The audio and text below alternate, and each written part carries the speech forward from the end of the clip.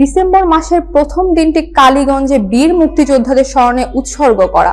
1971 সালে আজকের দিনে গাজীপুরের কালীগঞ্জ উপজেলার বাহাদুর শাদী ইউনিয়নের খলপাড়া গ্রামে অবস্থিত ন্যাশনাল জুটে মিলের ভেতরে পাকিস্তানি হানাদার বাহিনী 103 জন বাঙালি কর্মকর্তা কর্মচারী ও মুক্তিযোদ্ধাকে লাইনে দাঁড়া করিয়ে নির্মমভাবে গুলি করে হত্যা করে।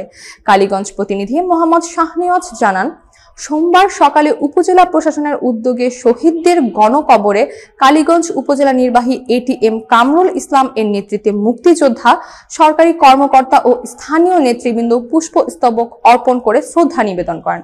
উপস্থিত ছিলেন সহকারী কমিশনার জাকিয়া সারোয়ার, প্রকৌশলী মোহাম্মদ রেজাউল হক, কৃষি অফিসার ফারজানা তাসলিম, প্রকল্প বাস্তবায়ন কর্মকর্তা আবুল কালাম আজাদ, আনসার ও ভিডিপি কর্মকর্তা ওবায়দুর রহমান, পরিবার পরিকল্পনা কর্মকর্তা মোসাম্মত নাহিদা খাতুন, মহিলা বিষয়ক কর্মকর্তা শাহনাজ আক্তার, যুব উন্নয়ন কর্মকর্তা মোহাম্মদ ইসমাইল ভুইয়া সহ অন্যান্য সরকারি কর্মকর্তা, বীর মুক্তিযোদ্ধা ও স্থানীয় নেতৃবৃন্দ।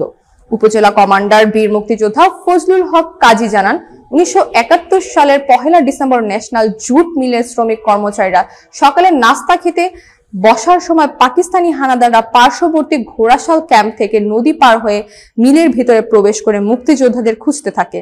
তারা এক লাইনে দাঁড় করিয়ে সকাল থেকে সূর্যাস্ত পর্যন্ত গুলি চালায়।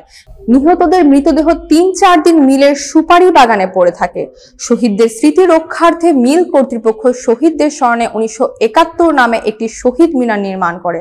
আজকের অনুষ্ঠানে শহীদদের আত্মার মাগফিরাত কামনায় দোয়া করা হয় এবং তাদের অপরিসীম ত্যাগের প্রতি শ্রদ্ধা জানানো হয়।